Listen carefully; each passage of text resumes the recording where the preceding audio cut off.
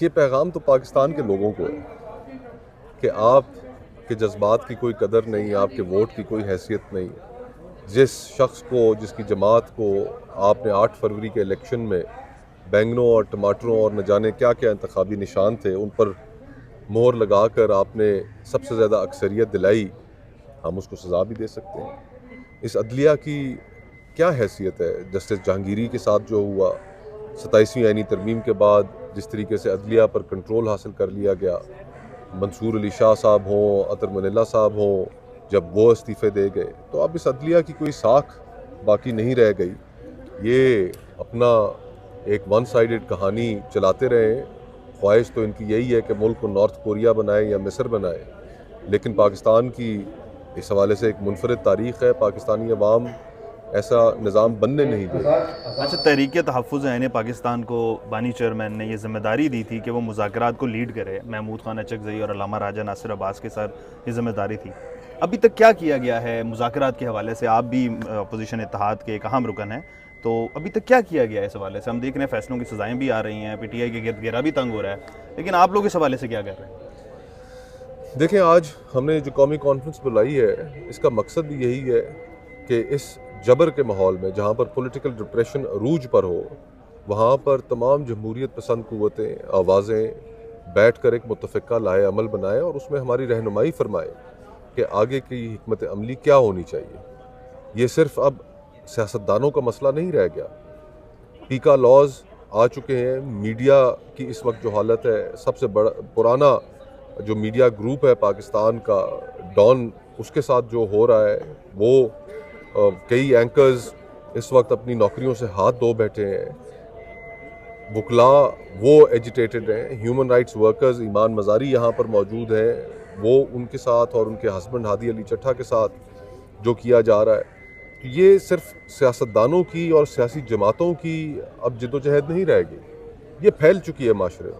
हर तनकीदी आवाज़ को बंद करने की कोशिश की जा रही है और इसमें हमें एक मुतफ़िक़ा लाए अमल बनाना पड़ेगा। बिलाशुबा मुज़ाकरात ही सियासतदानों का असल रास्ता होते हैं और उसमें हम डायलॉग करके कोई रास्ता निकालना वो हमारी तरजीह है, लेकिन हुकूमत अभी तक उस तरह का कंड्यूसिव माहौल बनाने में नाकाम रही है।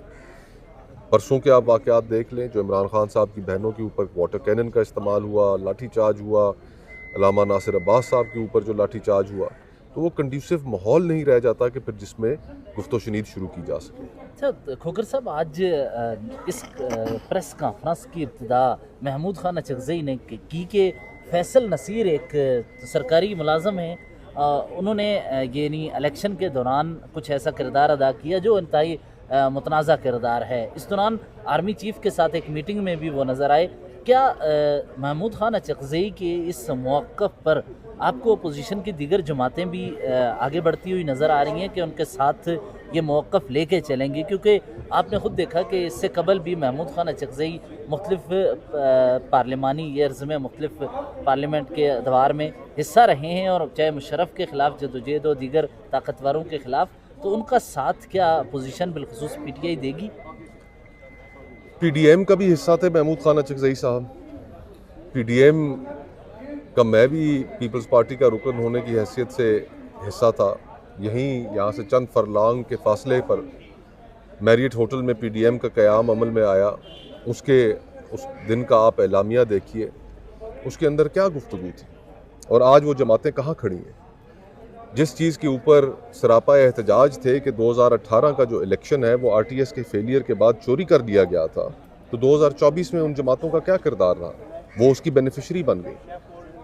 हमारे मुल्क का अलमिया ही ये है कि सियासतदानों की एक टीम, एक हिस्सा इस्टेब्लिशमेंट से मदद लेने के लिए तैयार रहता है, अपोजिशन में होता है तो शोर वावेला करता है, और जैसे ही दोबारा उन्हें रास्ता मिले, कोई दरवाजे उनके लिए खोले जाएं इस्टेब्लिशमेंट की जानिब से, तो CV लेकर हाथ में खड़े होते हैं।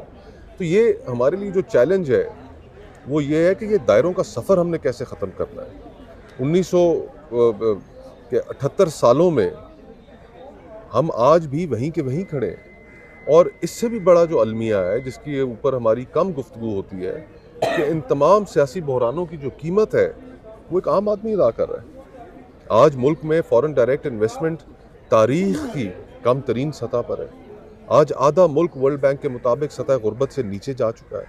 आज बेरोजगारी इंतहा पर है, लोग मुल्क छोड़कर जा रहे हैं, कारोबार बंद पड़े हैं, ज़राअत की तबाही निकल गई है। कहाँ है ये गुफ्तगू? इशूज़ की गुफ्तगू कहाँ है?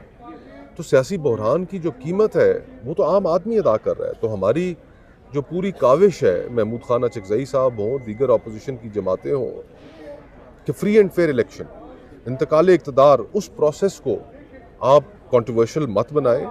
जब भी आप उसको कंट्रोवर्शियल बनाएंगे तो एक सियासी बहरान जन्म लेगा। 2018 में जब उसको कंट्रोवर्शियल बनाया गया, एक सियासी बहरान ने जन्म लिया और आज तक वो बहरान चल रहा है। 2024 के इलेक्शनों का बहरान अब खुदा जाने ये कब थमेगा। इसीलिए हम कहते हैं कि डायलॉग का रास्ता निकालें और बैठकर इस मुल्क को, 25 करोड़ लोगों के मुल्क को हमने कैसे आगे लेकर चलना है उसके ऊपर बात। अच्छा मुस्तफ़ा नवाज़ खोखर साहब, जैसे आपने बताया कि ये महमूद खान अचकज़ई भी पीडीएम में थे, आप भी थे, उस टाइम एक और अहम रुकन थे पीडीएम के और बड़ी अच्छी जो अहम जमात है, जमात JUI फे, मौलाना फजलुर रहमान जो थे, वो उसमें अहम किरदार अदा किया उन्होंने पीडीएम में और एक स्ट्रीट पावर दिखाई थी उस टाइम पे। अभी आपके पास मौलाना फजलुर रहमान नहीं है और पीटीआई के अलावा कोई ऐसी जमात भी नहीं है जिसके पास कोई ज़्यादा स्ट्रीट पावर हो और कोई अपना पावर शो वो करके दिखा सके फेडरल में या कहीं भी। इस जो चैलेंज है इसको आप लोग कैसे देखेंगे और मौलाना फजलुर रहमान को अपने साथ लाने के लिए क्या किरदार अदा किया जा रहा है? देखें, चैलेंज ये नहीं है कि आपने एक जमात को साथ मिलाना है और मदरसों के लड़के लेकर इस्लामाबाद आ जाना है। चैलेंज इस वक्त ये है कि इस वक्त पूरे मुल्क के अंदर जो इज्तिमाई कैफियत बन चुकी है उसमें 95% से ज़्यादा जो लोग हैं वो चाहते हैं कि इस हुकूमत से छुटकारा हासिल किया जाए। उनको कैसे चैनलाइज करना है? उनको चैनलाइज करने के लिए अगर सियासी जमातें अपना किरदार अदा नहीं करेंगी, खुलकर सामने नहीं आएंगी, तो रेलेवेंस लूज़ कर जाएंगी। आज़ाद कश्मीर में देखिए क्या हुआ, जहाँ पर पॉलिटिकल प्रोसेस मीनिंगलेस हुआ, जब तमाम जमातें पावर पॉलिटिक्स में उलझ गईं, तो फिर वहाँ कोई ताजर था, कोई दुकानदार था, किसी की स्टेशनरी की दुकान थी, वो खुद लोग सामने आ गए और सामने आकर उन्होंने हुकूमत को घुटने टेकने पर मजबूर कर दिया। इसी तरह बलूचिस्तान में हुआ कि जब सारी जमातें पावर पॉलिटिक्स में उलझ गईं तो अचानक से एक लड़की महारंग के नाम से उभरी और उसने वो मकबूल तरीन रहनुमा वहाँ पर बन गई। तो हमारे लिए ये चैलेंज है कि हम लोगों को कैसे एतमाद दिलाएं और लोगों की जो इस वक्त इस निज़ाम से बदली है, जो लोगों के अंदर इस निज़ाम के बारे में जो उनकी राय है उसको कैसे चैनलाइज करें। और अगर हम नहीं कर पाए तो फिर ये बात हमारे हाथों से भी निकल जाएगी। फिर यहाँ पर भी आपको आज़ाद कश्मीर 2 होता नज़र आएगा जिसमें सियासतदान शायद रेलिवेंट ना हो। खोखर साहब, सिर्फ एक चीज़ ऐड करूँ कि ये जो आपने कहा कि हम अगर ये ना कर पाए तो रिकॉर्डिंग कर रही है, अगर हम ये ना कर पाए तो आप अपोजिशन इत्तेहाद की अहम इस इकाटिया इस अपोजिशन इत्तेहाद का हिस्सा हैं, आप क्यों नहीं कर रहे? सवाल ये है। पीटीआई का वर्कर जो बड़ी तादाद में इस वक्त मुल्क में है, बैरून मुल्क बैठा हुआ है या कहीं घर से भी बैठ के वो ट्वीट करता है या कोई राय दे रहा होता है, वो तो आप लोगों की तरफ देख रहा है कि आप अपनी इज्तिमाई दानिश से कोई कदम उठाएं, कोई फैसला करें तो हम आगे आपके साथ आगे बढ़ेंगे। आप क्यों नहीं कर रहे? आप राय दे रहे हैं, राय दुरुस्त है, अच्छी राय है ये कि इस मौके से जो फ़ायदा उठाएगा वही उसी के साथ कौम चलेगी। तो आप लोग जिनको एतमाद बानी पीटीआई का मुकम्मल एतमाद है, आप क्यों नहीं उस तरह कर रहे थे? देखिए, बहुत सी चीज़ें हैं, बहुत से मराइल हैं जिनके ऊपर हम ज़्यादा गुफ्तगू तो नहीं करना चाहते, लेकिन हमारे अपने अपोजिशन के रैंक्स के अंदर जो डिवीज़न है वो ख़त्म करना बड़ी ज़रूरी है। और इस वक्त शुक्र अल्हम्दुलिल्लाह महमूद खान अचकज़ई साहब को जो एतमाद हासिल है बानी चेयरमैन का, इमरान खान साहब का और अलामा साहब को, उसकी वजह से वो बहुत सी जो इंटरनल डिविजन्स थी उनको हील करने में कामयाब हुए हैं। और अब हम चाहते हैं कि बाकी दीगर जमातें जो हैं उनको साथ मिलाकर हम सबसे पहले एक पीसफुल जो ऑप्शन है डायलॉग की, उसको एग्जॉस्ट ना करें। हमारी कोशिश यही होगी कि डायलॉग के ज़रिए रास्ता निकले, और अगर नहीं निकलेगा तो फिर हमें सड़कों का रुख इख्तियार करना पड़ेगा। इसके अलावा कोई और दूसरा फिर रास्ता हमारे पास रहेगा नहीं। आखिरी सवाल इसमें ये ले लें कि अपोजिशन इत्तेहाद जो है वो बेसिकली क्या इमरान खान साहब की रिहाई के लिए काम करना चाह रही है या कोई और एजेंडा है? सबसे जो मेन एजेंडा है आपका वो क्या है जिस पे आप दूसरी जमातों को भी अपने साथ कायल करेंगे? क्योंकि खान की रिहाई पे हो सकता है दूसरी जमातें आप लोगों का साथ ना दें, लेकिन कोई एक मेन स्पेसिफिक एजेंडा जिस पे आप दूसरी जमातों को कायल करना चाह रहे हैं। Free and fair elections, truth and reconciliation commission. Free and fair elections इसलिए कि दुनिया भर में आप देखें इंतकाल इक़्तिदार, ट्रांजिशन ऑफ पावर सबसे ज़्यादा हसास पीरियड होता है। तारीख भरी पड़ी है कि गर्दनें उड़ जाती हैं जब ये ट्रांजिशन ऑफ पावर हो रहा होता है। इसीलिए जमहूरियत का एक वजूद तश्कील पाया कि वायलेंस फ्री इंतकाल इक़्तिदार हो।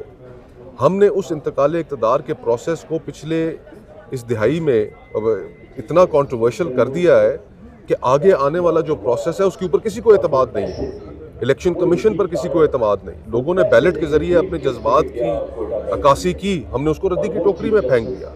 तो अगला जब इंतकाल इक़्तिदार का मरला आएगा, इस मुल्क के अंदर खून खराबा हो जाएगा। हमें इस प्रोसेस को इंश्योर करना है कि अवाम जो फैसला करें, चाहे वो हमें पसंद हो ना हो, हमें वो कबूल करना पड़ेगा। और दूसरा कि इस मुल्क को इस नहज तक पहुंचाने में हम सब का किरदार है। सियासतदानों को आप बरी ज़िम्मा करार नहीं दे सकते। आज जो जमातें हुकूमत में बैठी हैं, क्या उनका किरदार नहीं है? आप इस मुल्क की अदलिया को बरी ज़िम्मा करार नहीं दे सकते। अगर आज 17 सालों की सजाएं हो रही हैं कैंगरू कोर्ट्स के जरिए, तो क्या अदलिया अपने आप को इससे बरी ज़िम्मा करार दे सकती है? पॉलिटिकल वर्कर्स की जो विक्टिमाइजेशन हो रही है, इसी तरह ब्यूरोक्रेसी, इसी तरह हमारी इस्टेब्लिशमेंट, कोई इससे बरी ज़िम्मा नहीं है। हम सब ने मिलकर इस मुल्क को यहाँ पर पहुँचाया है और हमें अपनी गलतियाँ भी तस्लीम करनी होगी। मैं अपनी गलतियाँ तस्लीम करने के लिए तैयार हूँ। तहरीक तहफ़्फ़ुज़ आईन पाकिस्तान अपनी गलतियाँ तस्लीम करने के लिए तैयार है। सबको आगे बढ़ना पड़ेगा ताकि हम दोबारा ये गलतियाँ ना करें और इस मुल्क को किसी बहुत बड़े बहरान की जानिब ना ले जाएं।